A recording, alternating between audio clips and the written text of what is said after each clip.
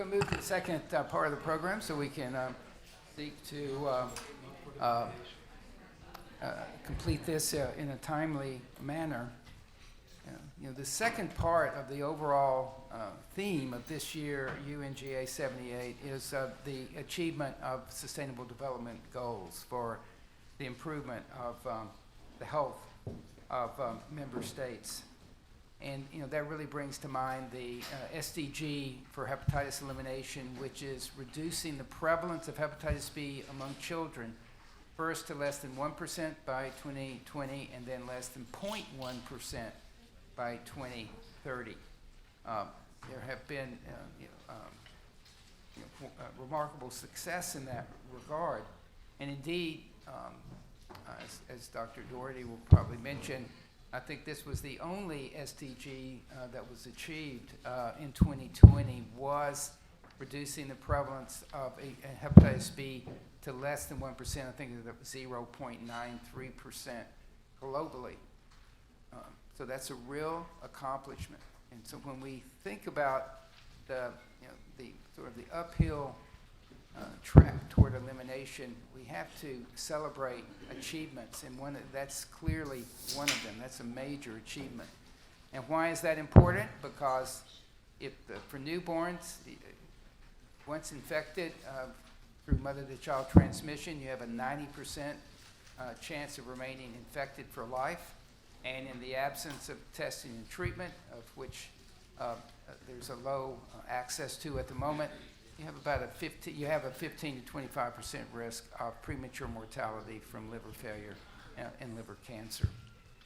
Now, on the positive side, there has been real improvements in scale-up of hepatitis B vaccination beginning at birth, as was touched upon in session 1, and together with maternal and screening to identify mothers who are hepatitis B infected, so that you can have increased certainty of timely delivery of that hepatitis B birth dose within the first 24 hours of life, and as needed, antiviral prophylaxis really puts you on that trajectory to true elimination of hepatitis B among children and reaching that 2030 goal. The big challenge before us now is that not all countries have reached that interim target, particularly in the African region of WHO, where it's almost a threefold higher prevalence, about 2.5-fold higher prevalence of hepatitis B among children, because many countries, indeed most countries, do not have policies for routine hepatitis B birth dose vaccination. And so the coverage is low, and that means the protection is low among newborns. And that's the sort of the next order of business in achieving the SDG for 2030.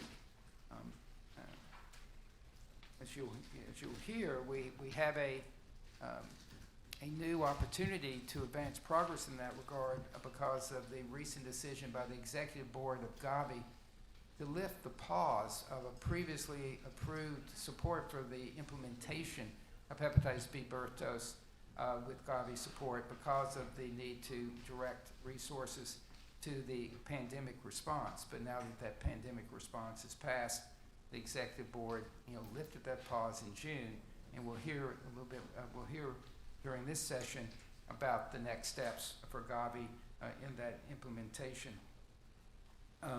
We'll also have on the program UNICEF to hear about another affiliate of the UN and their role in hepatitis B elimination among children.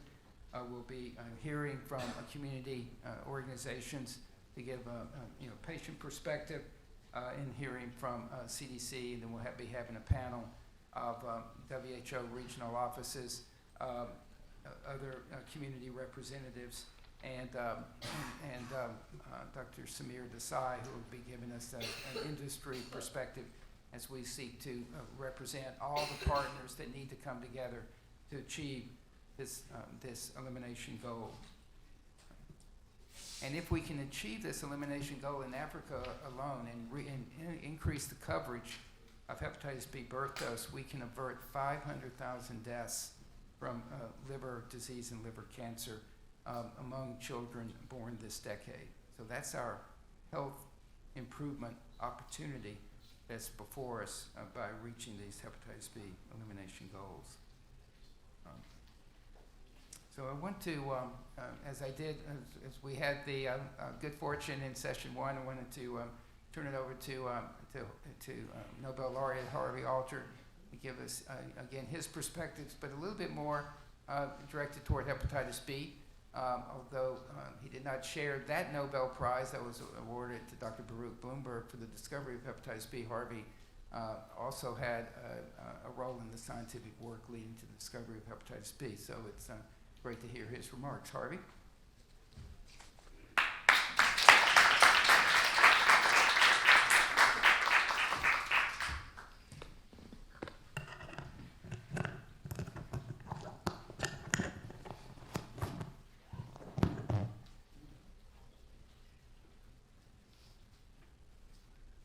Don, do you want your... You can take my call. We get 2 microphones. But thank you for those of you who stayed. It's a great morning, John. Thank you for organizing that. So, you know, hepatitis B and C, though they share a commonality in what they do to the liver, the eradication strategies right now are quite different. Because one has a vaccine that's very effective and treatments which are not curative. The other has treatments that are curative but no vaccine. So the approaches are going to be somewhat different. But we can start it all began, the hepatitis B story all began with a chance finding of a unique precipitating line in UNGA that was a reaction between a multiply transfused hemophiliac patient and an Australian Aborigine. So it was called the Australia antigen initially. Later, when many different studies from many investigators showed that this antigen was really the surface protein of the real hepatitis B virus, the so-called Dane particle. This is the hepatitis B virion, and you see that nice surrounding capsule on the infectious particle. And that's consisting of all hepatitis B surface antigen now, but was the original Australian. So here's my report card based on the World Health Progress Report in 2019, so Meg will update us on this, or somebody will update us on this. But the idea, the exact numbers are not as important as the concepts. But that time there were 292 million people living with HBV globally. That's a lot of people.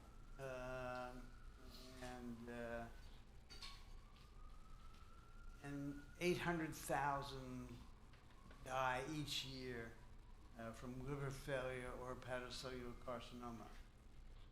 We go back to my slide. I'm seeing the introductory slide, not my slide. Okay, great. So again, maybe the number now is 1 million die annually, but anyway, it's a lot of people. An important point for this meeting is that only 10 to 30% of those living with HBV actually know they have it. That's very similar to HCV. And only 15 to 30% of those who know they have it actually are getting treatment. These numbers are mostly talking about adults, but it applies to children as well. But this birth dose coverage is only, as in 2019, was only 42% overall, and only 10% in sub-Saharan Africa. So the goal of this group is to really concentrate on that birth dose. That's the most important thing that can be done. So again, for B, primary prevention is the story. Mother to infant transmission is the most common route of HPV infection, and it carries the greatest risk for hepatocellular carcinoma. Happens way later. These kids are not very sick, and go for decades and decades, and then they suddenly have hepatocellular carcinoma. Given the vaccine, the simple vaccine, but it's so effective. Given that vaccine within the first 12, ideally 12 hours, but up to 24 hours at birth, is a cornerstone of HPV prevention. And that's hard to do. You got to get a vaccine shot into a baby almost right as soon as they're born. That is the biggest impediment, probably, to this program. But you can supplement that initial vaccine with another dose at 6 months or when they go to school. But the transmission occurs at birth. That's the big transmission. So if you don't get that vaccine early, you have trouble. Another thing, if we could test, some places are able to test mothers in the 3rd trimester to test for hepatitis B surface antigen pre-delivery. That allows you to treat the mother with tenofovir or any other hepatitis B inhibiting agent. And then you also know that this child is going to be at risk, and if the child's at severe risk, you can add hepatitis B immune globulin to the birth dose of vaccine. But there are impediments, I've said, to this program. It's very difficult to implement this in low resource settings, to organize to get the birth dose in time. There is some problems with cold chain. If the vaccine you're using requires cold storage, that's a real problem in hot areas, warm areas. But you need skilled healthcare workers. You need people who know we've got to test the mothers, we've got to test the babies, we've got to just give the dose to the babies. That's the main thing. And maybe another big impediment is home births or field births. So not every baby who's born is born in the hospital. And in Africa, that's a big problem. The babies seem to get out okay, but they don't get that birth dose. So how can you set it up that babies born at home or wherever, but not in the hospital, can get a rapid dose? That's a real challenge. The efficacy of vaccine, whereas Egypt is the poster child for hepatitis C eradication, Taiwan is probably the poster child for hepatitis B control. Prior to 1984, in Taiwan, almost 30% of children had anti-core antibody for hepatitis B, and 10% had hepatitis B surface antigen. So in 1984, they started testing mothers and vaccinating the babies. But then after that, that was very successful. But then they went into universal birth dosing and implemented that very well. And you can see by 1994, the surface antigen had fallen to about 2%. Anti-core antibody had fallen to 5%. And by 1999, even further falls. So the whole country of Taiwan has been able to implement this birth dose vaccination. And it's been very successful, not only in what I just showed you, but also in preventing hepatocellular carcinoma. These are figures only 8 years into this program. And if you look at the green bar, the last bar, no matter what age, there has been a 20 to 40% decrease in hepatocellular carcinoma incidence. So the birth dose is affecting the long-term outcomes, and these numbers will continue to go down. So, in terms of adults now, in terms of, I didn't know this was going to be a pediatric focus session, but in terms of treating adults, we can't cure adults the way we can for hepatitis C because there's this cccDNA inside the nucleus is a replicative form of the virus. So even if you get rid of it in the serum with hepatitis B, the liver still can regenerate more agents. So everybody's working to get a way to control this cccDNA, but we don't have that now.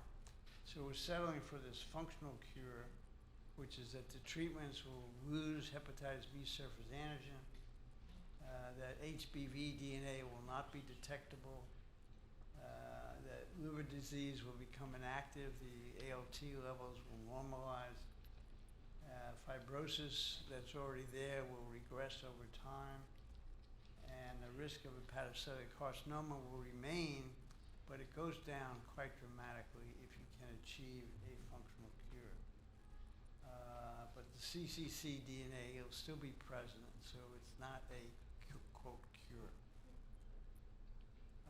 But this is akin to the SVR, sustained virologic response in hepatitis C, except that it's not curative. But it really, if you can really lose surface antigen and achieve these functional levels, you can have a big inroad on liver disease and hepatitis B. This is a complicated slide, but just there are three main routes to achieving this functional cure. We can inhibit the viral replication, which we do now with nucleoside and nucleotide inhibitors, with entry liver hepatitis B entry inhibitors. We can lower the viral antigen load with small interfering RNA molecules, and we want to boost the immune response by a variety of ways, but antagonizing or increasing rather agonists to toll-like receptors and RIG1 to stimulate the innate immune system. So we don't need to go into those mechanisms, but mostly now we're stuck with these nucleoside, nucleotide inhibitors for replication and the viral entry inhibitors, Mercurdex. But for B, there's a real limitation for this test and treat strategy. We have very few national policies for HBV testing of adults. It's very difficult to set up this infrastructure just as it is for hepatitis C, but we know it can be done. We had these presentations this morning that show you can get that infrastructure set up. HBV DNA testing is going to turn to be more expensive than the treatment. So we have to lower the cost of HBV DNA testing and hopefully make it point of care. With B treatments, they're not as simple as C treatments. They're simple, but they have more interactions with other drugs. We'll hear about more about this later. So you really need more highly trained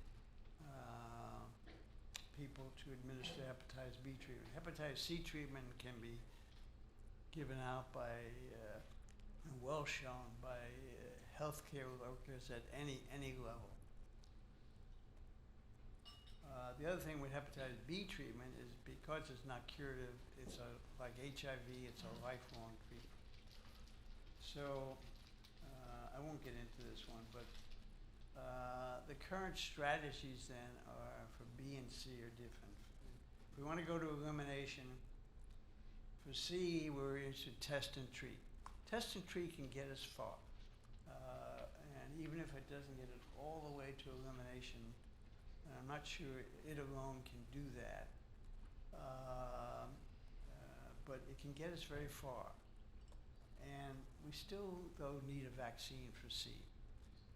There are some vaccines in the pipeline. Current vaccines, there's only one that has shown that it might prevent chronicity, and that was showing it in a chimp model. As I said, we're going to have this CHIM model, this human infectivity model, and we're waiting for somebody to say, hey, we got a good vaccine, let's let's try Jim. B, on the other hand, depends on the vaccine to really eliminate. And the vaccine very dramatically has spread around the world. Again, I think we'll hear more about this. But I think it's already been a great accomplishment in how many people have gotten hepatitis B vaccinated. But there's still time to go. And treatment, test, and treating for B will be for those who are already infected, have bad liver disease. So maybe it's not perfect that we're going to get to those endpoints by 2030, but I want to emphasize that we don't want the perfect to be the enemy of the good. We can do a huge amount of good, whether or not we get to all the goals by 2030. Every person you prevent or you treat is an accomplishment. And we've seen this morning what's already being done for C, and B is on the same track. But if we can get that birth dose going to the peak, we can almost get to the perfect would be. So that's it for me, John.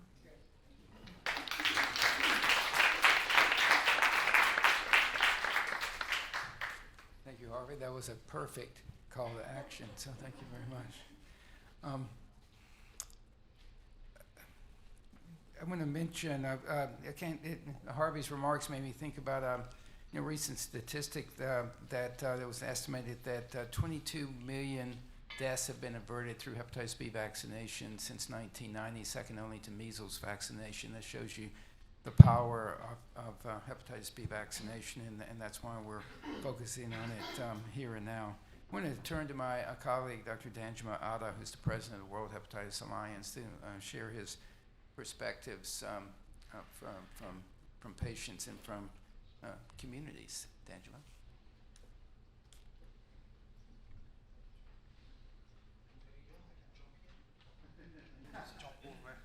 Thank you.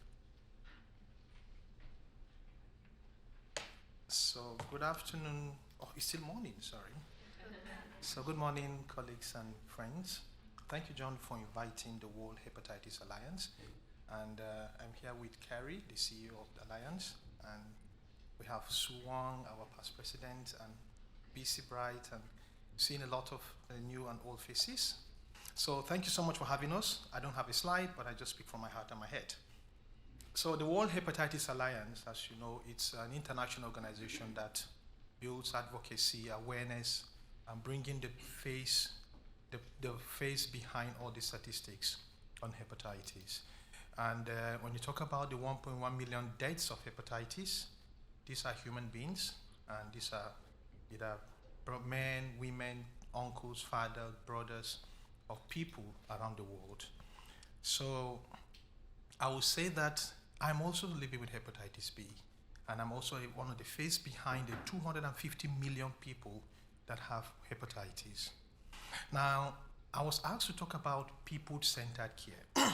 So while the global community advocates and talks about eliminating viral hepatitis, it's very important for national programs and WHO and all other partners to also consider the social, economic, psychosocial impact of the disease among affected populations. So while we're treating the disease, while we're treating and eliminating the virus, we should understand how it impacts on the lives of people living with hepatitis.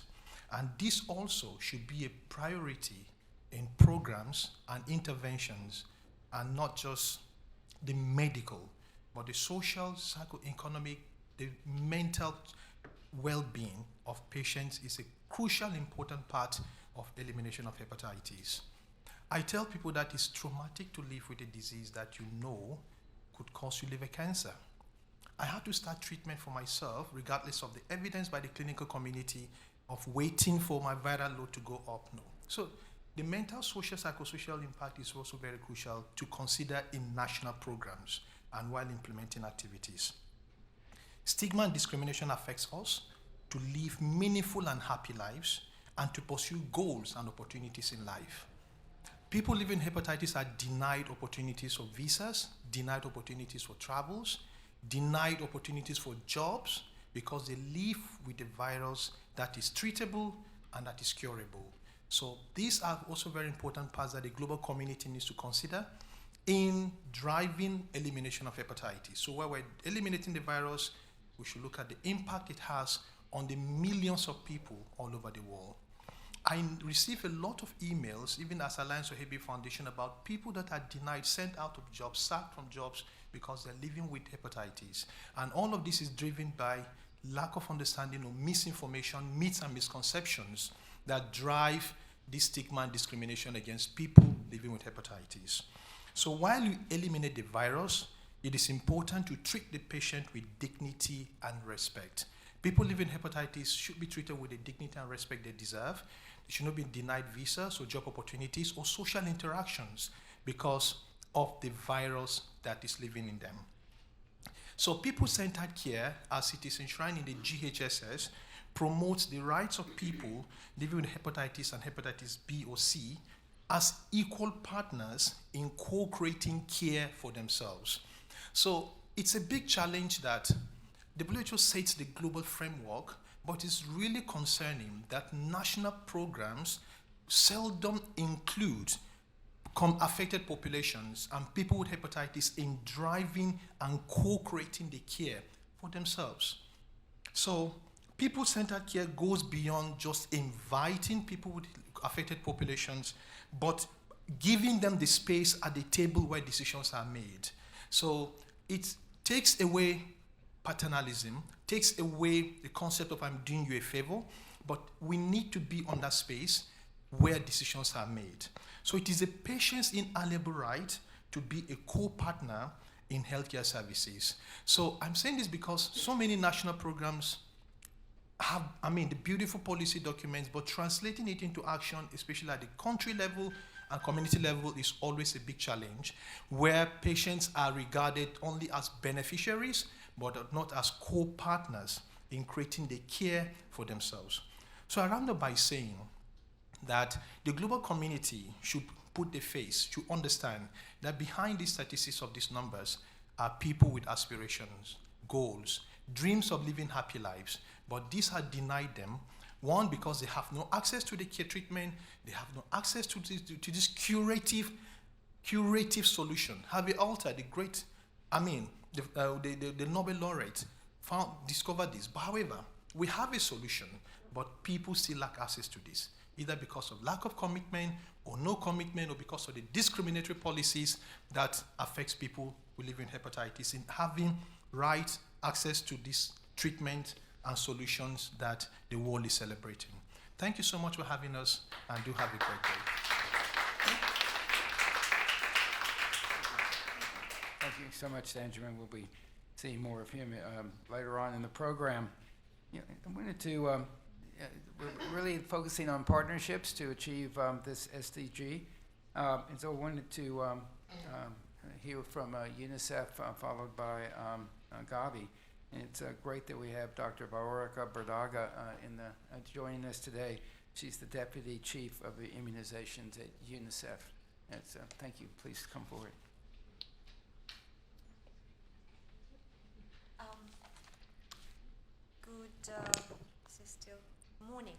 Good morning. It's a real pleasure to be here. Thank you very much for organizing this event and for inviting us here. It's always, when you're preparing for this event, it's difficult to kind of know what will be said before you, and I'm sure you will hear the same messages again being repeated after that. But as UNICEF, so I'll speak on behalf of UNICEF, and maybe what I wanted to leave behind is like 3 messages from our side. And 2 of them have been quite eloquently presented by you, Dr. Harvey. So I just wanted to reiterate 2 of some of the messages that you pointed out. And one is that children are the driving force of the hepatitis B epidemic globally. And the second that you also mentioned, I think quite clearly, was that children are also hold the solution for that, in the sense that hepatitis B first dose is actually what can help bring us closer to the elimination goal. And the third message that I wanted to leave with you is that UNICEF is highly committed to the objective of eliminating hepatitis B. And without belaboring on the first 2 points, which were brought quite clearly by Dr. Harvey, I'll just speak about UNICEF, what we can bring and what we are ready to bring, and to double down our efforts, especially that now we have an opportunity that will be covered by my colleagues from Gavi. We are unposing the 2018 vaccine investment strategy, and that offers some additional opportunities for countries to access resources. So I think for very few of you who may not know how UNICEF operates, we have country offices in 157 countries over the world, and in almost every single African country that have a very low coverage with hepatitis first dose, and who are actually struggling even with ensuring coverage with antenatal care or skilled birth attendants that are essential prerequisites for ensuring a high coverage with the hepatitis B burst dose in the first place. And I think what we are putting forward is our human capacity and expertise within those offices, including immunization staff, including maternal, newborn and child health staff, including our expertise in cold chain and vaccine management, procurement and delivery of vaccine to the countries, our operational and programmatic capacity in support of the governments of countries to be able to design or adapt rather the policy that will bring the hepatitis B burst dose and will improve coverage and equity with other related intervention at a high level coverage. So essentially that is one of our key role. I would add, similarly to the previous speaker, that we are engaged in high-level advocacy, advocacy at all levels, at global, regional, and country level, engaging with the governments of health, of finance sometimes, with the professional associations, with local partners to make sure that this is understood, that there's a high demand for this intervention. And on the social behavior change, or some of the factors, social factors and behavioral factors, we are quite willing to engage, and again, with the local organizations, professional organizations, ministries, to improve, to increase the awareness about this, and to develop effective strategies that increase utilization, acceptance, but also address some of the stigma and discrimination aspects that have been brought to the fore. And I will end here, and thank you very much again for inviting me.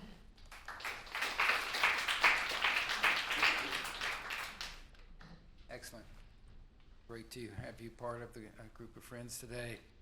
I think we'll turn to Ethiopia for several reasons. Dr. Leah Tedeschi, who's the Minister of Health, is an executive board member of Gavi and was part of the executive board approving support for implementing hepatitis B birth dose globally. They've also committed to scaling up hepatitis B birth dose in the country. Ethiopia has the second largest birth cohort every year in Africa, so this is a very critical step forward for improving the health of a large number of newborns in Africa. And we're here today where Ethiopia is represented by Dr. Taisian Faru, who's the advisor to the Minister of Health of Ethiopia, and is also affiliated with Columbia University Medical Center here in New York City. Dr. Taisian, please.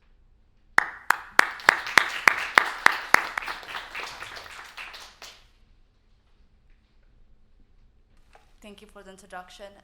Dr. Leah Tedeschi couldn't be here, and she sends her regards and apologies. This is an important topic for her, and she made sure that I go represent for this. So I'm delivering this statement on her behalf. And this week I've been the bearer of the bad news, saying, hey, I'm not Dr. Leah, but I'll do this. So I'm trying my best, so I'll continue with this. Excellencies, distinguished delegates and guests, all protocols observed. In Ethiopia, an estimated 7.8 million people are infected with the hepatitis virus. 1,000 people per month are estimated to develop hepatocellular carcinoma. And every 35 minutes, someone dies of HPV or HCV infection, with 75% of this death is attributed to HPV. Without the widespread use of HPV burst dose vaccination, an estimated 17,800 infants will develop chronic HPV infections per year in Ethiopia. The Ethiopian Federal Ministry of Health has reached several milestones in the national virus hepatitis program, and this includes development and recent updates on the National Hepatitis Treatment Guideline and the National Strategic Plan. Since 2019, the viral hepatitis program is integrated with the HIV program.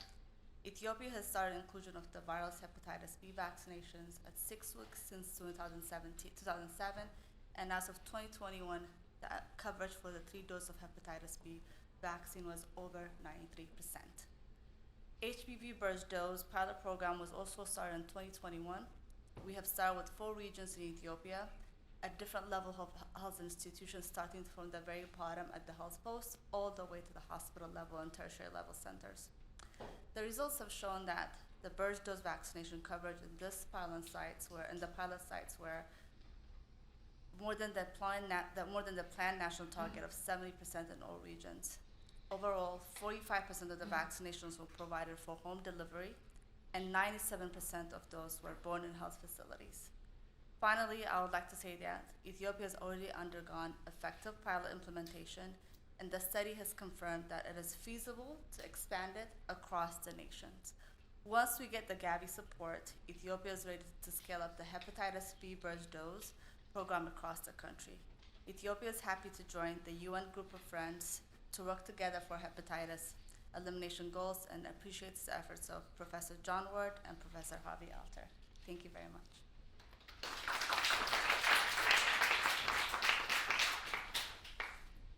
Thank you very much.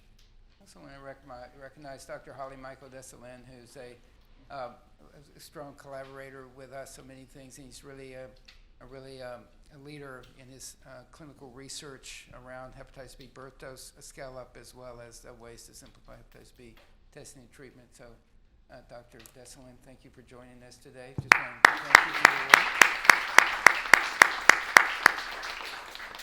We next want to hear from Gavi. Obviously, Gavi has a critical role, as was just referred to, in supporting vaccine introduction and scale-up, and now we have that opportunity for hepatitis B birth dose. They weren't able to join us in person today, but Dr. Simba Mabaya, who's a senior technical advisor and hepatitis B birth dose focal point for Gavi, has prepared some remarks that we'll show on video. So let's roll them. Thank you very much, Chair. Greetings to you, Your Excellencies, partners, advocates, colleagues, and communities across the globe who have joined us on this special event. My name is Dr. Simbarashi Mabaya. I'm a senior technical advisor for Gavi, the Vaccine Alliance.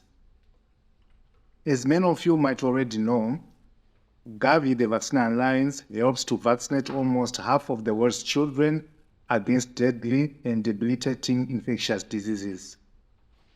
Gavi's impact draws on the strengths of its co-partners, including the World Health Organization, UNICEF, the World Bank, and the Bill and Melinda Gates Foundation, as well as from other donors and implementing country governments.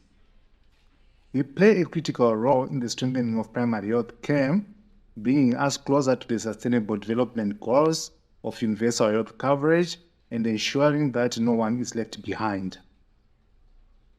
Gavi has been supporting hepatitis B immunization since the year 2000, and since then, up to 2022, over 705 million children have access to this life-saving vaccine through Gavi support.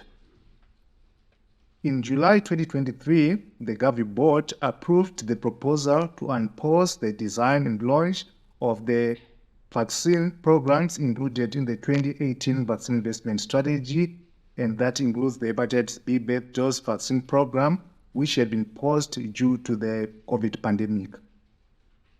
In coordination with our different alliance partners, the Gavi Secretariat has initiated the program design for these vaccines with the hope of launching the programs by the second quarter of 2024 and expecting first country introduction by mid-2025.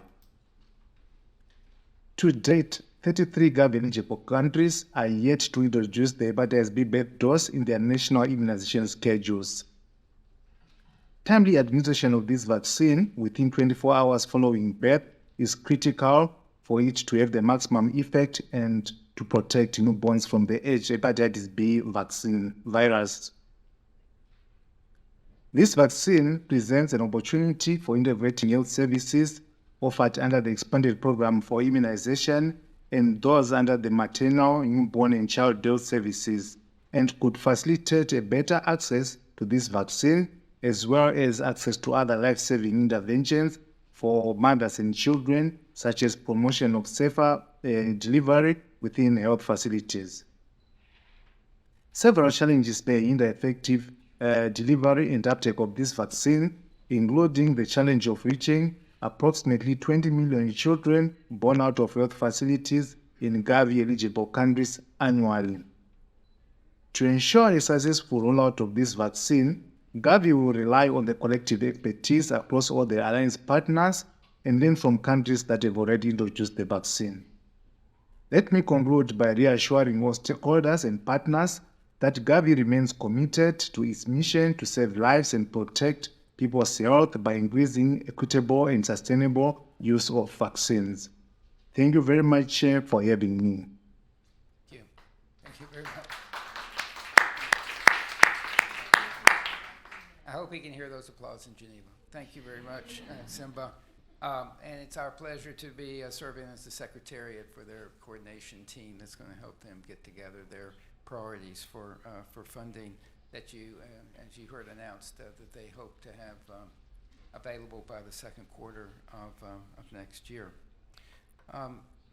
Let's turn now to another country that's leading the way in scaling up hepatitis B birth dose vaccination. That's the country of Uganda that recently adopted a policy for routine hepatitis B birth dose vaccination.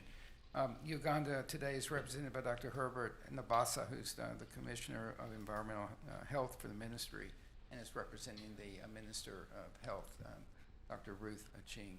Please come forward. Thank you.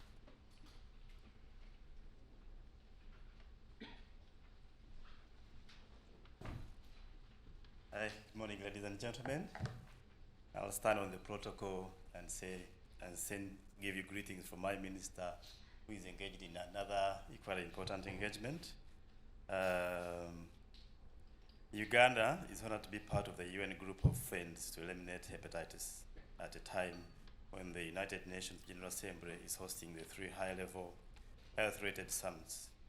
The elimination of viral hepatitis is Uganda's priority when implementing the SDGs, particularly the SDG 3.33 regarding the combating the viral hepatitis. Viral hepatitis continues to be a public health threat, and with in Uganda, about 6%, which is about 2.5 million people, having or living with chronic hepatitis B. In addition to hepatitis B, Uganda is grappling with other communicable diseases such as HIV, tuberculosis, and malaria. The good news is that Uganda has made significant strides towards the viral hepatitis elimination. For instance, in 2015, the country developed a national hepatitis strategy that mainly focuses on promoting the vaccination of infants with the pentavalent vaccine, alongside the mass testing and mass vaccination of adolescents and adults against hepatitis B, which is a very key priority to guide the implementation of the hepatitis B control. Currently, we are in the process of concluding another strategic plan with a focus on reducing the new viral hepatitis B and C infections, reducing the hepatitis-related deaths and morbidity, and strengthening the awareness and social mobilization for hepatitis testing and treatment. The country is taking a high level of engagement, being one of the core strategies. You've seen the statistics today that we have still low testing, and majority of our populations are still unaware whether they live with this condition. And so during the recent commemoration of the International Hepatitis Day, we're amazed that we had huge numbers turning up at the function to do testing and screening. And that is a condition that actually once we scale up engagement, we can see a big stride in reducing this kind of condition. Uganda has adopted the introduction of hepatitis B vaccination for the newborns into the national immunization program as a significant step towards the protecting newborns from a hepatitis B infection and the risk of complications later in life. We have continued the advocacy among the parents, the caregivers, the health workers, and the general public, which is one of the strategies we have employed to scale up the hepatitis B newborn vaccine. As part of this triple elimination strategy for HIV, syphilis, and hepatitis B, universal screening of pregnant women for hepatitis B is now part of our routine services offered at the antenatal care. This will help us to reduce the newborn infections among the children below 5 years to reach the global elimination targets of less than 0.1 prevalence for hepatitis B among the children in that age group. Therefore, these interventions are expected to fast track the country towards the WHO goal of eliminating the viral hepatitis as a disease of public health concern by 2030. The government of Uganda still continues to show strong political commitment and increase access to prevention, testing, and treatment services by integrating the services into the existing platforms at all health service levels. This aims at early diagnosis and prompt linkage for care for those affected with ensuring quality of health care. So we continue to ensure high-level commitment at government level, putting the high-level decision makers in terms of policy direction so that everybody is not left behind for efforts towards eliminating the hepatitis B. I thank you all for listening.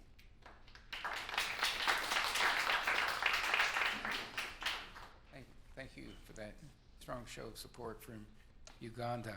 We look forward to progress in Uganda with that strong show of national commitment. I want to turn now to another former colleague at the U.S. CDC, Dr. Rania Toomey, who's the Associate Director for Global Health in the Division of Viral Hepatitis at the U.S. CDC.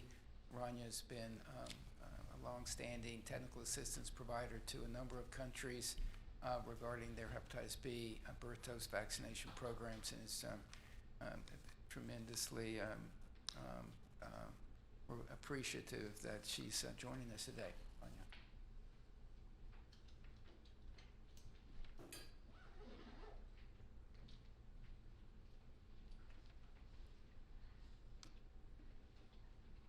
Still morning. Good morning, everyone, and thank you for being here.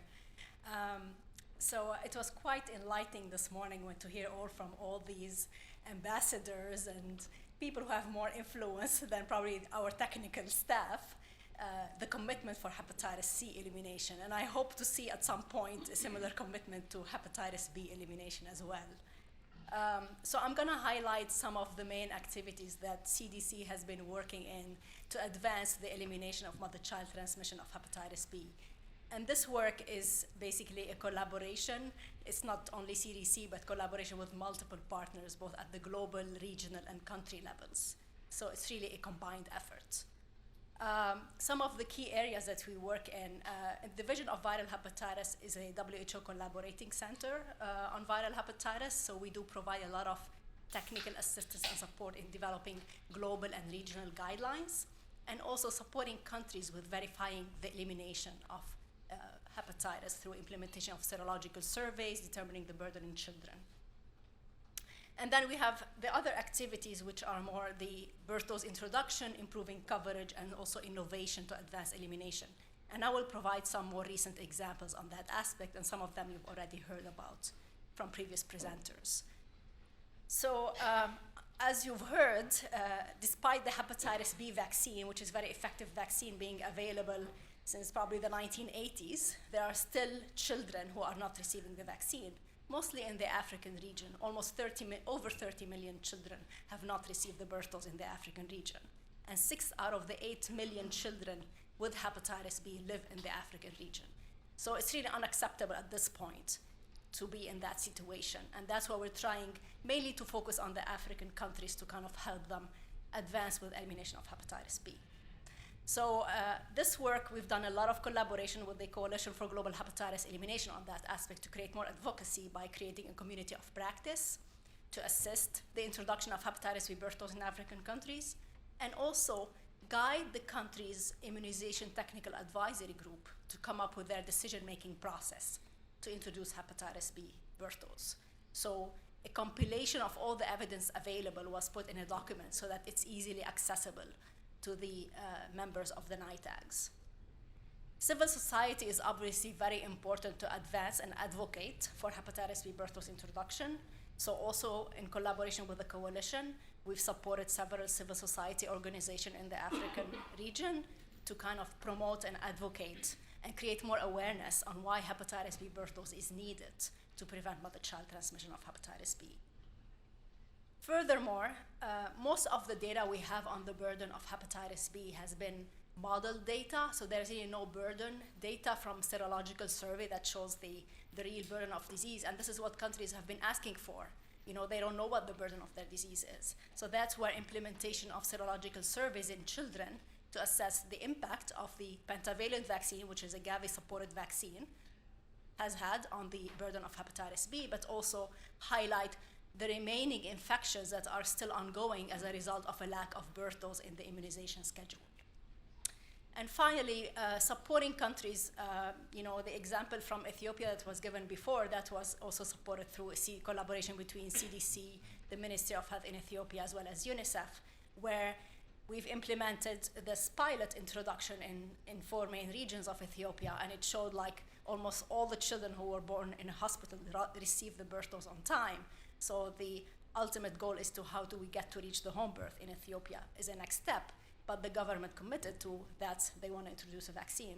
Another example is Pakistan, where there's not really nationwide hepatitis B birth dose, but they want to show we should move the vaccine out from the immunization program but give it to the midwives or the obstetrician who are actually giving the birth dose so that they can provide it. And this pilot also was implemented in Islamabad and showed quite successfully over 97% of the children received the vaccine within 24 hours of birth. The other example I would like to give on improving coverage with timely birth dose. Now, many countries have the birth dose, but their coverage is still low, and we've heard some of the challenges, being home birth, being other challenges. So one area that CDC has been working on is to, on a country-by-country basis, assess what are the barriers to scaling up hepatitis B birth dose vaccination coverage, because it would vary depending on the situation in the country. There are some policy barriers, but there are also some awareness barriers, both among the population, but also among the healthcare workers and the midwives. So one example here I'm gonna give is Nigeria. That's the most recent one we've implemented, and this work was done in collaboration with the Ministry of Health in Nigeria, the Hepatitis B Foundation, AFINET, so it's also a collaborative work across multiple partners. Assessing the barriers to vaccination show that there's really lack of awareness that the birth dose should be given within 24 hours, because there is a policy in Nigeria which says you can give the birth dose up to 2 weeks of life, 2 weeks of birth. So many times the vaccinators were delaying the birth dose because they thought that they could give it later. But as a result, we created some training materials to highlight why it's important to give the birth dose within 24 hours. And that raised their awareness that, yes, we need to give it within 24 hours to prevent liver cancer, ultimately. So a series of training were done for midwives and nurses in Nigeria, and also themselves, they also trained the women when they came for antenatal care on the importance of coming and getting the birth dose or receiving the birth dose for their child, and also community volunteers to create awareness for women who deliver at home so that they can bring the child as soon as possible and get them the birth dose. So a lot of education materials were created, and an assessment as part of these interventions was conducted, and in areas where this was implemented, a group of interventions implemented training, supportive supervision on a regular basis. It showed that the coverage with timely birth dose within 24 hours increased from 21% up to 74%, which is over 200% increase in coverage in 1 year. So it is possible to increase timely birth dose coverage even in challenging places where there is a higher rate of home birth, but it just requires more investment. And finally, looking at supporting innovations to accelerate hepatitis B elimination. One area is because of the home birth, how do we reach them? One new recent development in vaccines is the microneedle patches for vaccination. I'm not sure many of you heard the influenza vaccine, measles, rubella vaccine. There are several vaccines where they're currently working on just a patch that anybody can stick, and then it would release the the vaccine, and then the person will be protected. So at CDC, there was animal studies, mainly in mice and rhesus macaques at this point, which showed really successful immune response after use of the dissolvable microneedle patch, and we tested several concentrations. And then the next step is basically to do a clinical trial to see how it works in the field. There was more recently very good success from the measles rubella vaccine, so we look forward to kind of moving this forward as well. The other area is for the home birth that has been quite successfully implemented and documented in the literature is use of the vaccine outside the cold chain. And many of the countries in the Western Pacific region have successfully implemented that, and they've shown that the coverage for birth dose, timely birth dose, has increased significantly, especially for the home birth, once the vaccine was used outside the cold chain. It's a very heat-stable vaccine, but it is very sensitive to freezing. So basically, it can be, many studies have shown it can be outside the cold chain at 37 degrees Celsius for up to 28 to 30 days, depending on different manufacturers. So that's an area also we've supported a lot, and we hope that at some point it will be implemented in other regions as well, where there's a high rate of home birth. So that's all for now, and thank you so much for the opportunity to present. And as I mentioned, partnership is key, and that's where we hope to work together again to move towards eliminating mother-child transmission of hepatitis B. Thank you.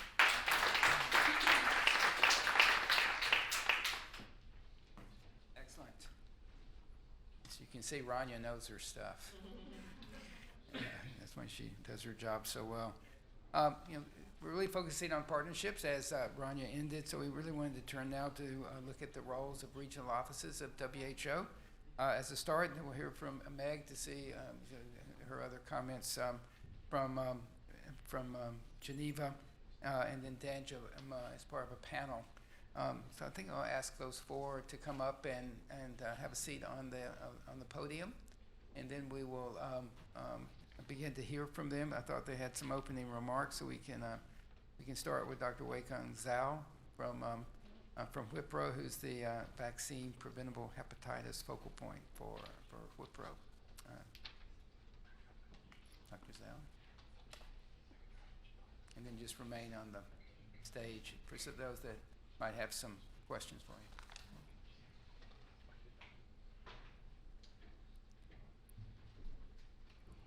I have my slides here.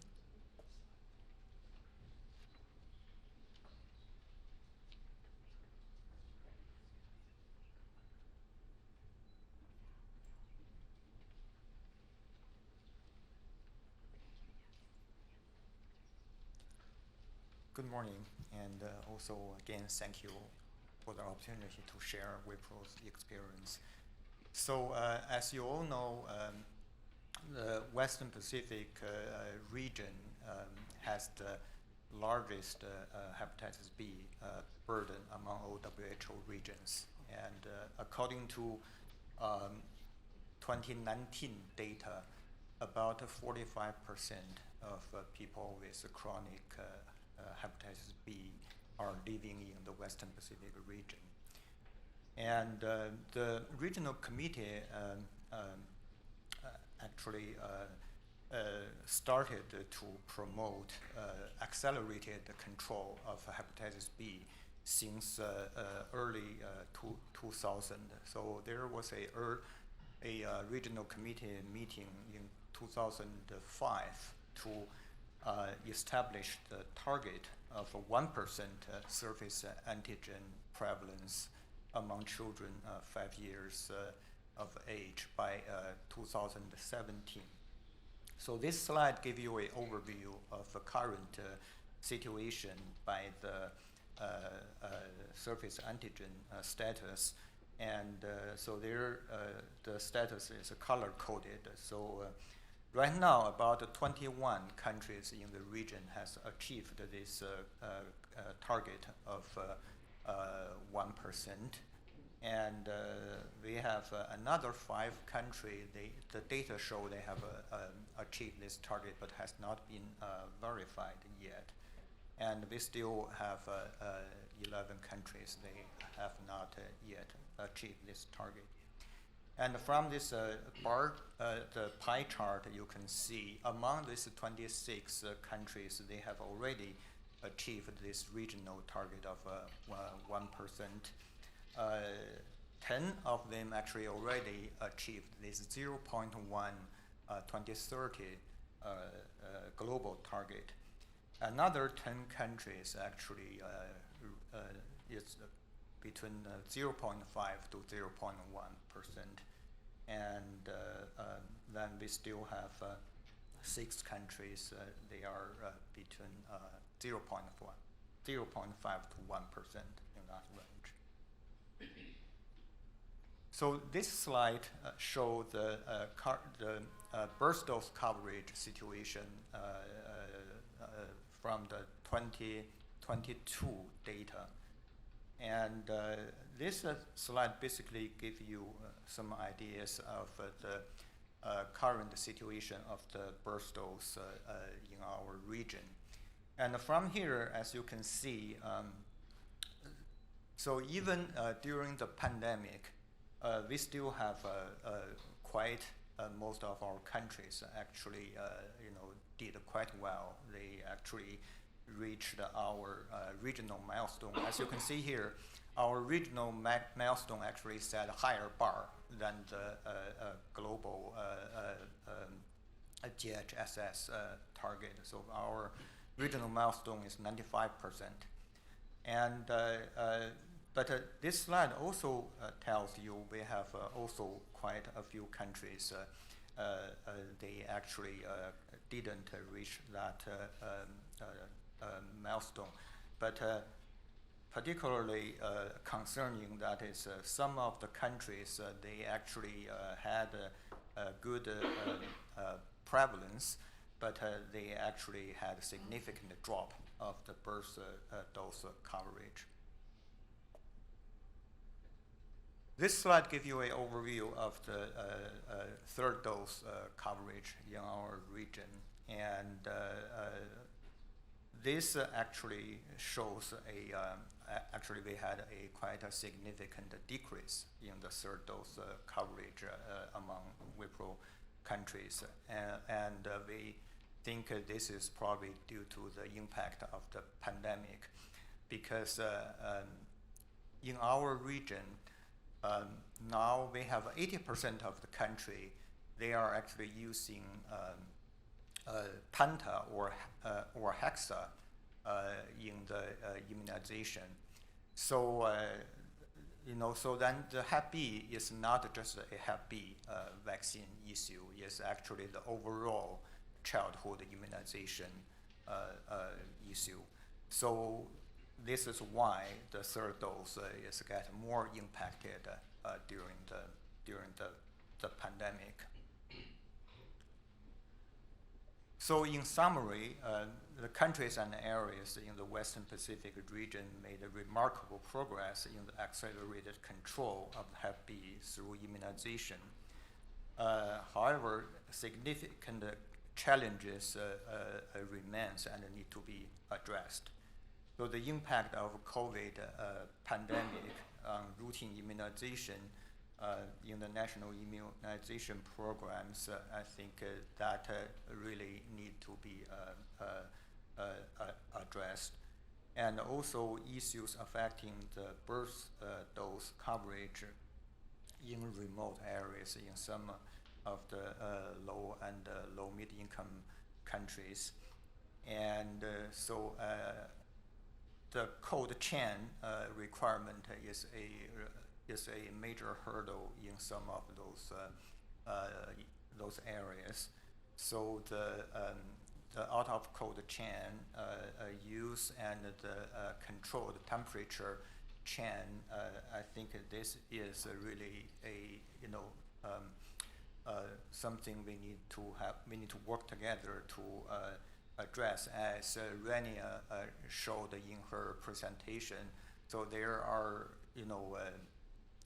a lot of evidence actually support this already, but I think there hasn't been a whole lot of progress in this. And when more countries now are introducing Hep B birth dose, I think this will have more impact to more countries. And then the birth outside of a health facility is also a major hurdle in some of those remote areas. I think this is a even bigger issue that need a community health care and health worker outreach. So basically need a health system strengthening in the overall healthcare system. I'll stop here. Thank you very much.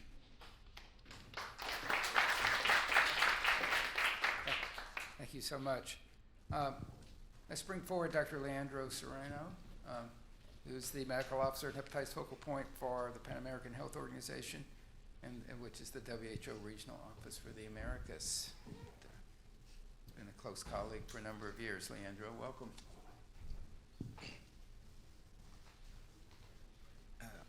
Thank you, John, and thank you for the organizers for this opportunity and invitation for PAHO to be part of this panel. Good morning.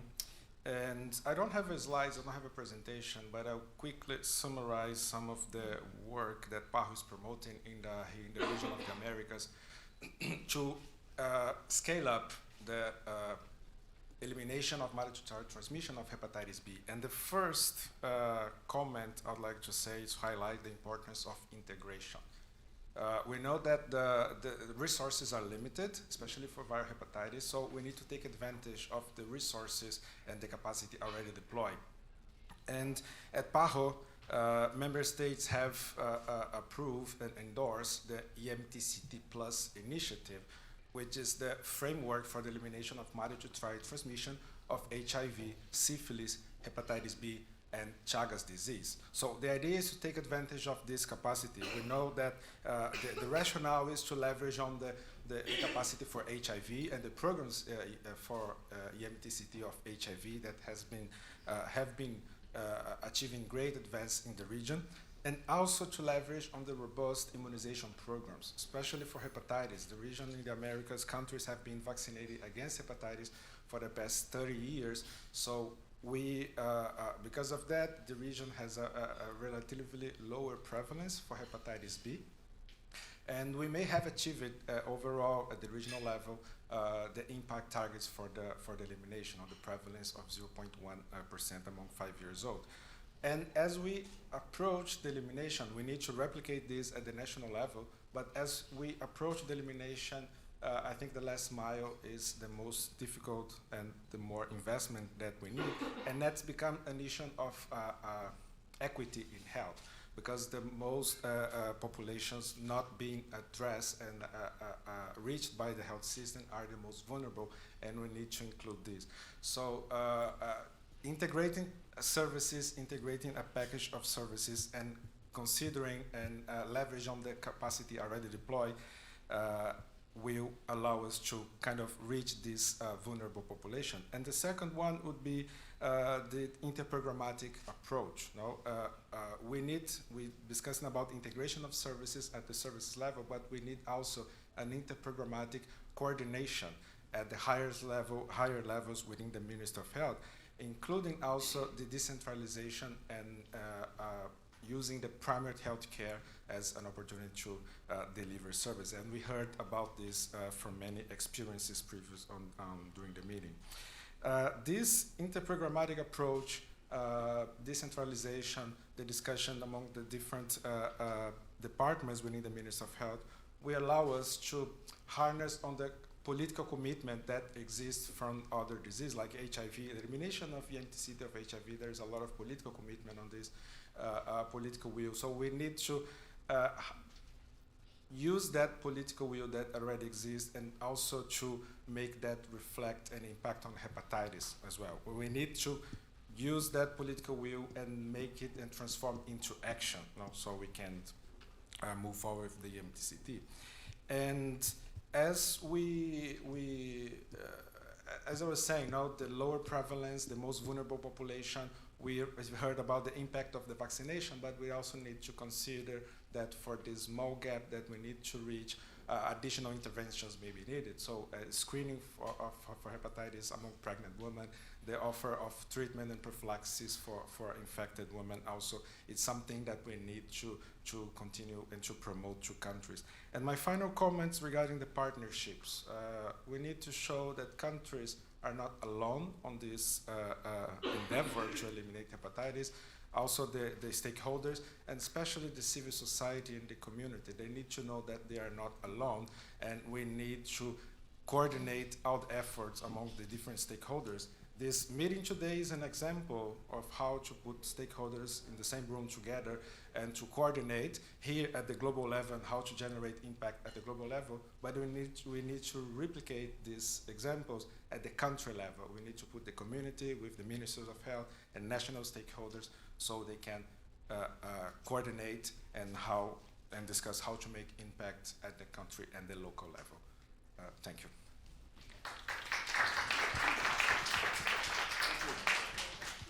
I'll call Meg forward.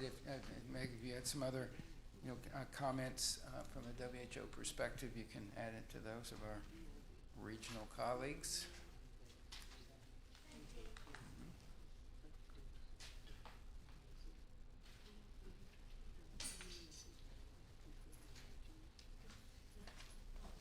Thank you. I really don't have much to add because I had some slides on this in the very first presentation, but it's really about the fact that we need to monitor, we need to follow, we need to provide the technical assistance.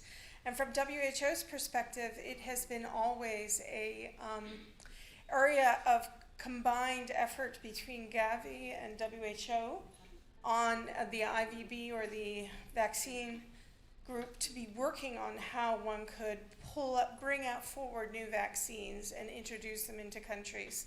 So we're very much looking forward to seeing how we can work in partnership, but also from WHO as well as the IVB combination to see how we can do that together.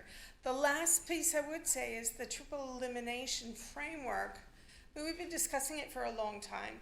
I think now you can go to the WHO website and really see what is the framework, what are some of the operational aspects that one needs to think about when we start to think about triple elimination, of which delivering on the Hep B birth dose vaccine is going to be a critical element.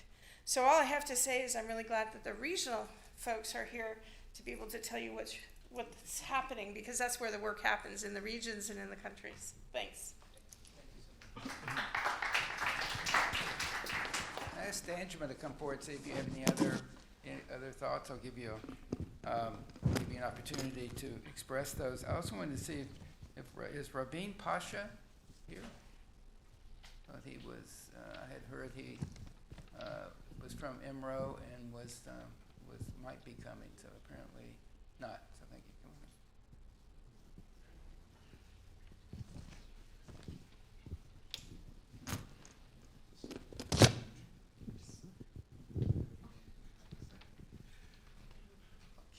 So happy to have me back on stage. I think we have an opportunity to have a generation of children, babies, a generation free from hepatitis. And that would only happen if we get these vaccines, if we get the babies vaccinated and we get the pregnant women attend antenatal. I come from, of course, a region in Africa where the greater percentage of these women, like Rania said, in Nigeria, they deliver outside the facilities, and it's a challenge for them. And then we have challenges with immunization programs that will tell you they cannot pull out the vaccines and put in the delivery room. So strong collaborations are very important to ensure that babies are born without hepatitis. And I remember, I think it's, I can't remember the speaker that said this, that it's really terrible that future generations would ask us questions, what we did with the missed opportunity of not preventing hepatitis. So people living hepatitis are also concerned about not transmitting the virus to their babies. Pregnant women or women that with hepatitis are concerned not to have their babies infected with hepatitis. So strong collaborations, especially at the community level, as Leonardo rightly said. So it's different to have policies at the international level, but how it goes down in Chad, in Niger, in Burkina Faso, in those hard-to-reach communities is where we could achieve result of elimination. And I hope that, like Harvey said sometimes back in Cairo, that I hope within our generation we should be able to achieve the elimination. It might be difficult by 2030, but it's not impossible. Thank you. Have an opportunity to raise your hand and ask any questions of WHO or some remarks from the importance of community engagement. Also see I have Busy Bright here from Nigeria that does a lot of work in hepatitis B elimination among children, and maybe you can borrow one of those microphones if you wanted to either ask a question or give some remarks. This is your shot. Thank you, John. I stand on all the existing protocols. My name is Bisi Bright. I like to talk about the work we're doing in Nigeria. Danjuma he said a bit about what's happening in Nigeria, West Africa generally. We are the Women in Hepatitis Africa, the only women's organization actually advocating for viral hepatitis on behalf of the women gender in Africa. And we work across the disparities, population disparities from low income, low literacy to the high income women. And we actually run a women's wellness center for hepatitis in a very low income part of Lagos. It's the biggest riverine slum in Africa called Makoko. It houses about 500,000 people, very low income, low literacy. We've trained women hepatitis champions in that community, women who've never been to school, never been educated, but they are champions, and we've been able to impact the uptake of birth dose vaccination because the women who have been trained as champions ensure that other pregnant women around them visit the health system. Even though they give birth with the traditional birth attendants, like Danjuma said, they would go to the health system within 24 hours of having their babies because of the fact that they know they don't want their babies to have a bad liver. We usually describe to them what a bad liver is. They know that if they see it in the flea market, so they know. So they don't want their babies to have a bad liver, and so they go for the birth dose vaccination, and we've been able to impact the uptake of birth dose vaccination very remarkably, and we hope to continue to do more. We also screen every single pregnant woman for viral hepatitis, whether or not they are giving birth in a skilled birthing center. They do come in for their screening because they don't want their unborn babies to have a bad liver. And where they test positive, we link them to care. So we facilitate linkages to care. There's a lot of advocacy and awareness work going on. And we hope that we'll have partners so that we can scale this work. It is very impactful. We have quite a lot of data to support this. Thank you. Thank you very much.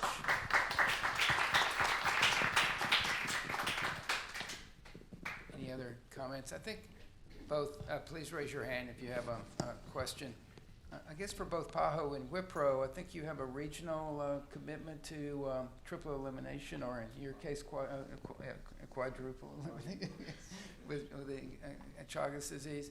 How is that going to increase engagement in hepatitis B elimination? Do you think that's readily understood, how the importance of bringing both maternal screening and timely, routine hepatitis B birth dose vaccination together? Just get your thoughts. Okay. Indeed. So in our region, we do have that, and but that requires a multi-unit collaboration. And our unit is focusing on the immunization part, so the birth dose or dose immunization part, and our colleagues in other unit, they are focusing on the testing treatment in that part. But we do work together in some of those aspects. So as you probably know already, so we have two expert groups. One is the ERP, help us on the immunization, and another one called the STAC, that is more of helping on the elimination of mother-to-child transmission. Thank you. Yes, I think it's similar also for the region. Since we've published the EMTCT Plus initiative, we promoted integrated approach, and countries, they have endorsing this, and the policy uptake and the organization at the country level on how to respond to the EMTCT, they are, it's been really good to see that they are integrating hepatitis as part of this process. Like, for example, we had between 2015, just one country were officially committed to the elimination of mother-to-child transmission of hepatitis B, and that jumped to 10 countries in 2020, officially with documents stating that commitment. So we believe that was as a result of the MTCT Plus initiative. The policy uptake has been good. Countries are introducing the screening for pregnant women, the prophylaxis with tenofovir. Many countries, especially in the Caribbean, have introducing the birth dose now recently in the past 5 years as a universal approach. But we still don't know exactly the access, how it's going regarding access. We don't have the information, so as Meg was saying, we need to monitor these. Countries need also to adapt their information systems to be able to generate the information that showing us where we are, especially and how we are progressing towards the achievement of the targets. But the political commitment has been really interesting to see, and countries are engaged in this. And also the same would be for Chagas, but hepatitis, comparing to the two new additions, hepatitis B and Chagas, hepatitis kind of is quicker than Chagas in that political commitment, I would say. Well, thank you very much. I think that's all we have time for, but I appreciate your thoughts. Thank you very much to you all. I think we'll have to move on to get some thoughts from additional numbers here. I think you're excused to go from here. So, no, thank you, yes. Thank you very much. We have Dr. David Dwan. Is David here? Ah, great. Good to see you. David is the director of the program in global primary care and social change at Harvard Medical School and has several projects ongoing to integrate hepatitis care services within primary care in several countries. Come on up. I was sharing with some folks that I was coming to this event for the second time today. Last year, John was kind enough to invite me, and they were wondering what UN groups of friends were, so I was trying to explain it to them. And then I said, but actually, this event, it's actually John's groups of friends to eliminate global hepatitis, which I think is very appropriate. And John, the convening that you've put together today and your personal relationships, I think, is really making all this possible. So thank you so much. So Harvard Medical School and our ecosystem of partners in government, industry, and academics are really, we're so honored and we're so fortunate to be able to be a part of this global effort towards hepatitis elimination through advocating for hepatitis care and treatment to be delivered at the right time, in the right place, by the right team. We really strongly believe and advocate for this to be done through a primary healthcare approach, and also through decentralization, although those are not one and the same. We really believe that this requires a collective effort to prioritize, invest, and strengthen primary healthcare systems, and that the people who are the power behind that system, meaning the healthcare workers. But I think over the course of our engagement in this space and in the space of strengthening primary care in general over the last decade, we also really believe that there's another source of power in the primary care system, and that is the patients and the communities served by these systems. And that really points to what Dr. Danjuma is talking about. How do we involve and truly meaningfully engage patients? Harvard and our national and subnational government partners in Vietnam and the Philippines, and our local university partners and our industry partner of Gilead Sciences, over the past year, we spent the past year co-designing an integrated hepatitis model of care in collaboration with patients, healthcare providers, governments, and insurers to deliver on the promise of a decentralized, person-centered care targeting hepatitis as a part of routine care. This process over the last year has been extremely challenging and time-consuming because you can put people in a room together, multiple stakeholders, but getting them to talk to each other, work together, and contribute towards a meaningful goal has actually been quite a challenge, and also an investment of time, energy, and a building of trust. And we've done that over the last year, I believe, quite successfully, and we've developed experiences and also protocols on how to do that.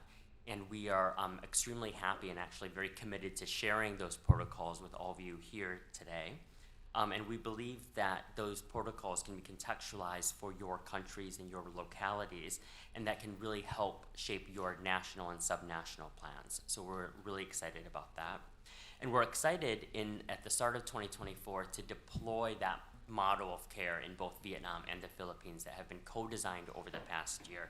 And we're really excited to share, hopefully at next year's convening, John, when you convene your friends again, those results. So in the meantime, this has been a really productive time for my team and myself to hear on all the different global experiences. And thank you so much to John and Lindsay and all the organizers for this great discussion. Thank you.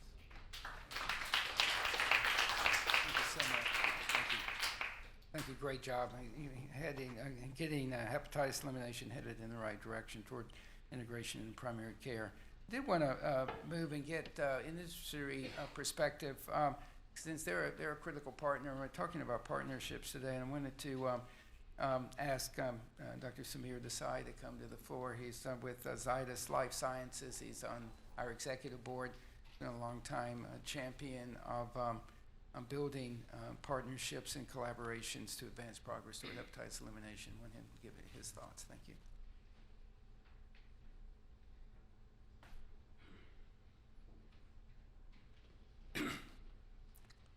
Good afternoon, and thanks, John, for inviting me. When we were looking at a variety of statistics that were presented today, I was thinking that during the COVID pandemic, the global community showed an extremely keen sense of purpose, resilience, innovation, and most importantly, will to act with a sense of urgency. That kind of limited the impact of the pandemic. But in spite of all of that, the death toll from COVID is at about 7 million globally. I begin with this because I thought it might help to put our target in some sort of sense of perspective. When you look at the target that the hepatitis elimination drive has, it aims to achieve a saving of 7 million lives. And one would think that that statistic alone should be enough to create a sense of urgency, a sense of purpose, and a call for action. But sadly, as Professor Harvey showed, the enthusiasm for hepatitis, even if an effective oral cure is available, especially in case of hepatitis C, isn't at the same level when it comes to comparing it with some of the other public health issues that are seen as more immediate threats, and precisely because you see hepatitis has a long course of disease like an undulating river, and one sees the impact is quite delayed in terms of when a person gets infected versus when person actually develops either HCC or dies of the disease. I would think that the objective of this group would be to create that sense of enthusiasm and the will to act urgently across communities but also most importantly in the polity. It is the political will and ultimately commitment of funding that kind of drive these programs. A healthy, committed, and competitive industry can be a very important part of this whole effort, because ultimately delivery of care needs to be both affordable and accessible. And companies such as the one that I represent, Zydus Life Sciences, are making innovation both affordable and accessible through diagnostics, through treatments, both oral and injectable treatments for hepatitis B, hepatitis C, as well as vaccines. The birth dose implementation of hepatitis B vaccine is indeed one of the most important, I would say, cornerstones of the elimination strategy going forward. And it's indeed been gratifying to be part of this, the Coalition for Global Hepatitis Elimination, right since its start. And I'm sure I and everyone present here in this room is committed to further this cause. But then this message needs to go out of this room through each one of us becoming active voices in our own communities, in our own countries, and making sure that that the real burden of hepatitis is well understood, and therefore there is a political will to actually put resources behind some of those very important policy documents and programs that have been created across different countries. What we've seen over years is that one has the program, but the funding or the resource allocation isn't necessarily commensurate with the language in the policy documents. And that is where I believe all of us need to act. And personally, I strongly believe in the cause and would commit myself once again to furthering the cause, and I'm sure everyone present here, simply by their presence, demonstrate that. So once again, thank you so much, Dr. John, for including me, and thank you, Professor Harvey, for the amazing work you do. Thank you.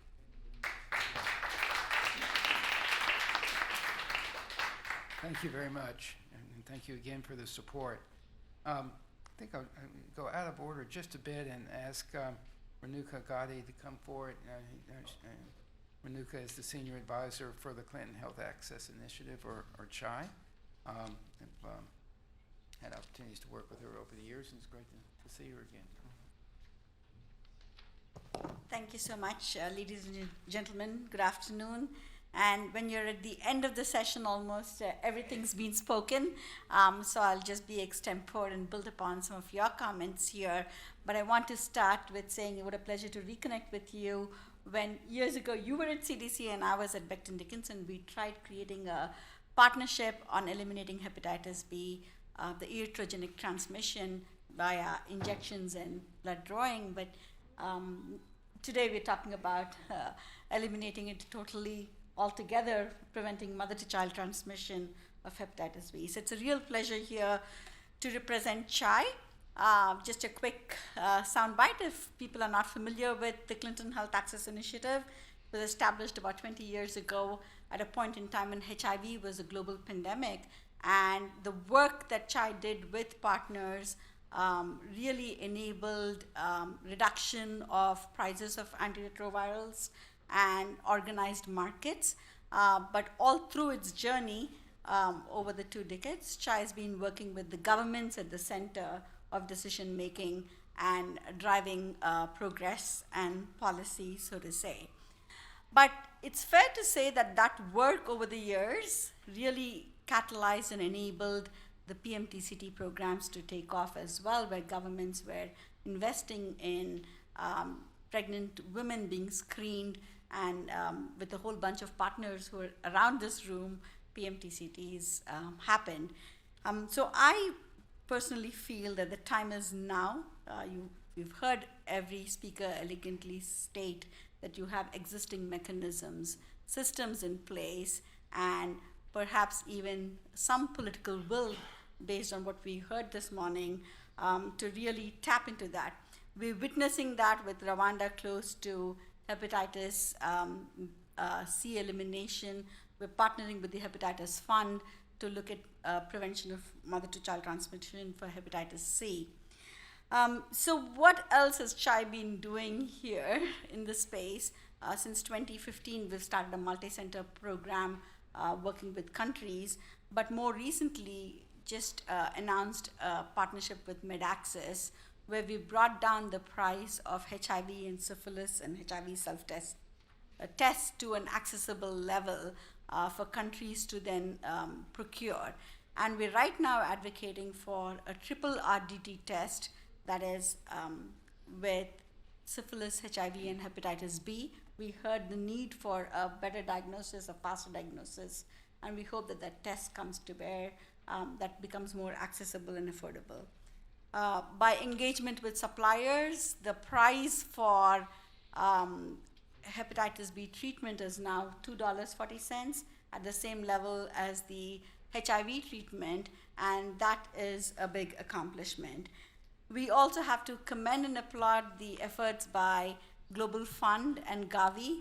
There is new funding through these two organizations, Gavi through its Hep B birth dose, which we've heard again, and CHAI is working with countries in helping governments access this application wherever countries have Gavi eligibility, and similarly with Global Fund in pulling together some of these proposals. However, I do think, and I'll build on the earlier speaker's message here, so we need to say there is a need for other donors who are looking at HIV or other global health areas to expand funding, because right now we have the system in place, we have some governments coming to the table, and yesterday I was actually in a session for sepsis where Dr. John Nikingasang was speaking, and his comment was the number of deaths no longer stir action. You say sepsis, 10 million people die. AMR, you'll have a death toll by 2050, that is, if you don't have an action. And he's like, just the number of deaths don't still seem to kind of resonate with people. So we need to tell our stories. We need to evoke sympathy from the decision makers and policy makers so that funding follows the problem. Otherwise, there are so many competing issues. But I do think that time is now, and we're talking about elimination for the most vulnerable population, newborn babies.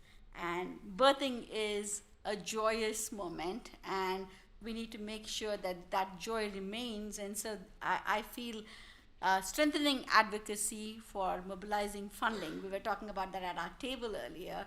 That funding is the need is now because you have everything else ready. There's progress in technology. There's promise of lower diagnostic tests.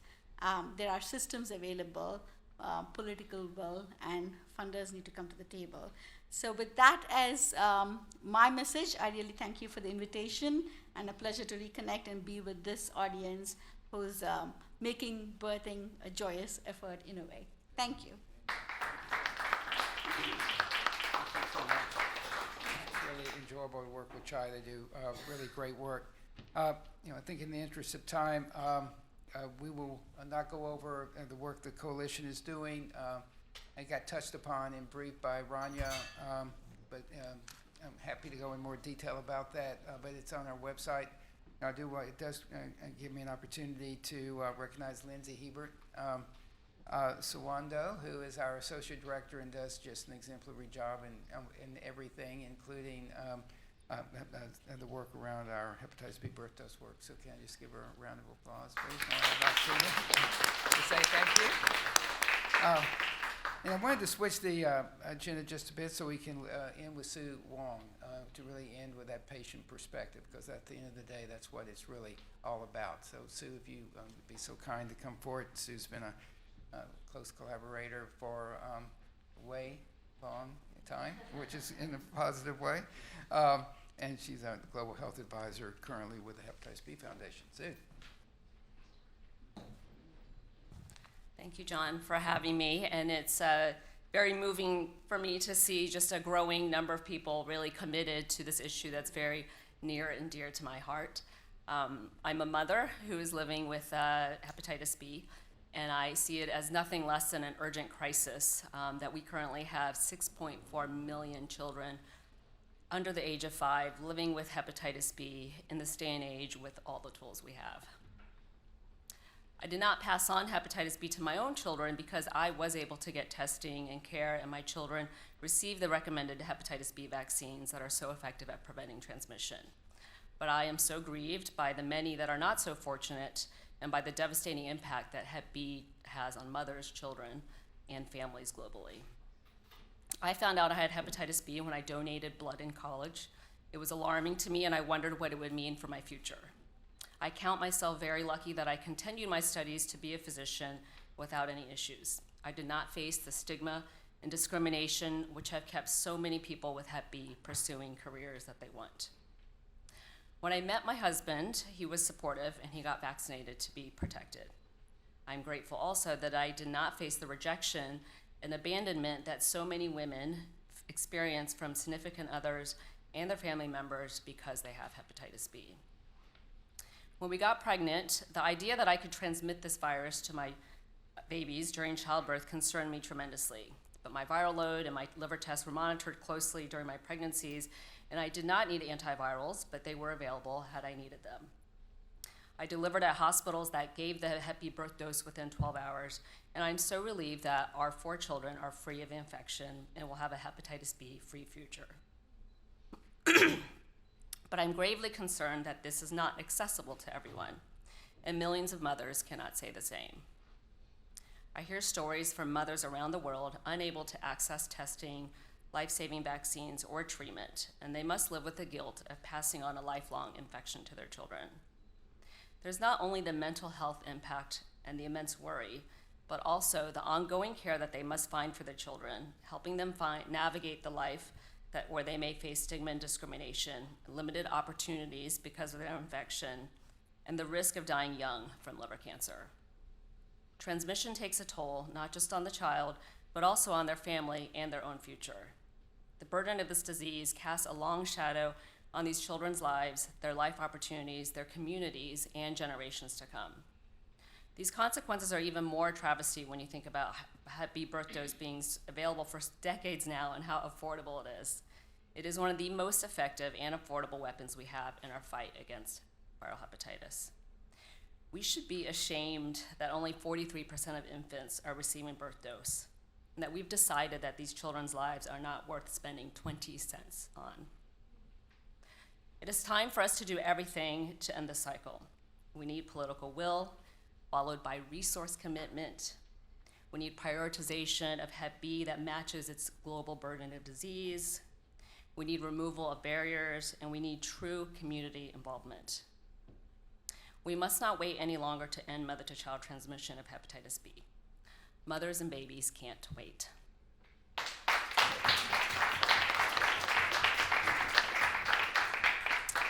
agree. They certainly cannot. Thank you so much, Sue.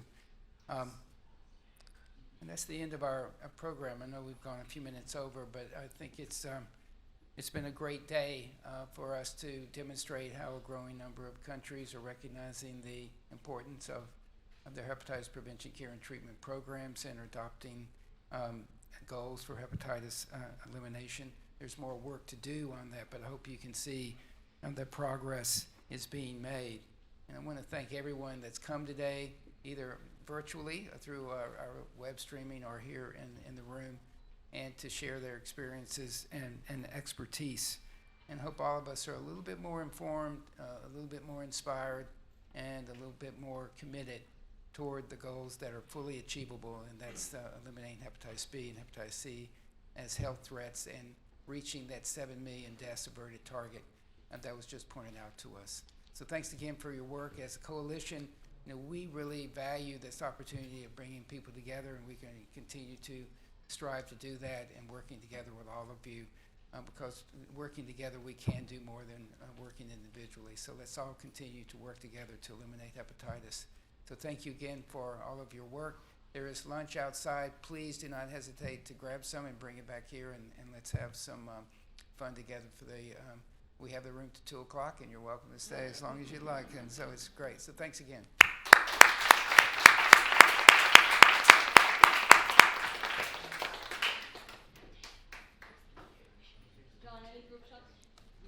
Group shot, yes, please. You've been before. Sorry, one last group shot. Everyone. Everyone in the room, please.